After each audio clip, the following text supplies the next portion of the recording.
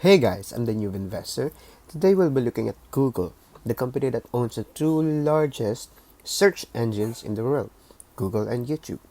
But first, let me just say, I have been waiting for this. Okay, I've been waiting for them to split the stock, and I'll tell you why in a minute. But first, I lay out my bias. I am a serial YouTube addict. It's a serious condition. I watch tons of videos per day. And of course, Google is Google. I mean, these two companies are a staple. And as a value investor, I'm looking for staple and stable companies to put money in. And I'm seriously considering buying the stock. Yes, I don't own it yet, but I will soon. I don't think there will ever come a company that will at least go on par with Google. I just don't see it, at least in the near future. It's so hard to build a search engine this magnitude. It will take time. I mean, Google itself, before acquiring YouTube, made Google videos. It didn't work out. There wasn't much traffic coming in. Okay, enough chats. Let's visit their financials. Google stock highest price is $3,030.93, and we're currently trading at 2,831.84.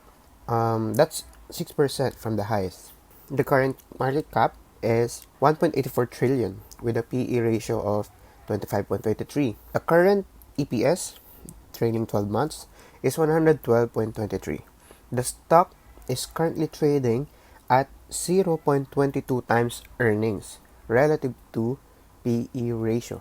Current ratio seems strong at 2.93. Long-term debt of 26.21 billion with cash of 20.95 billion and free cash flow of 67.01 billion. PS ratio is only 7.5. Profit margin in 2021 is 29.51%. Some more important metrics right here. Price to cash ratio is not very impressive. We want it lower than 30. It is above 30. Price to cash flow is below 30, which is good. Long-term debt to cash and long-term debt to free cash flow ratios are very strong. They can easily pay their long-term debts. From these metrics, Google stock is very strong. This is their revenue for the past 5 years. This is their revenue growth per year in percentage. In 2021, they grew their revenue by 41% and almost doubled their net income, 88%. They almost doubled their EPS too. This is the cost of goods sold. In average, they allot almost 44% to COGS, and they have 20% of revenue in profit. Pretty strong financially. Strong MOAT. What's not to like about this stock, right? Let's go back a bit. I did mention the EPS multiple here. It's 0.22 times earnings, meaning the earnings is too high per share. If they split the stock by 20, meaning their earnings will be divided by 20, bringing the EPS down to a somewhat normal levels. Not to mention the price will also be divided by 20, which psychologically will look cheaper to most buyers. Also, I have here a history of price relative to EPS and PE ratio.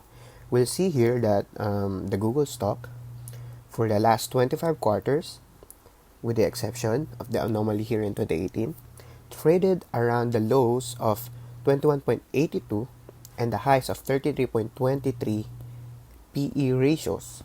I did not include the anomaly here in 2018 where the PE basically compromised with the low EPS so that the price would be stable. So currently we have a PE of 25.23. That's 9% from the average PE of 27.77 for the last 25 quarters. My assumption is to buy Google stock at these levels of PE, 22, 24, and 26. Currently, we're at 25.23. It's within my buy range.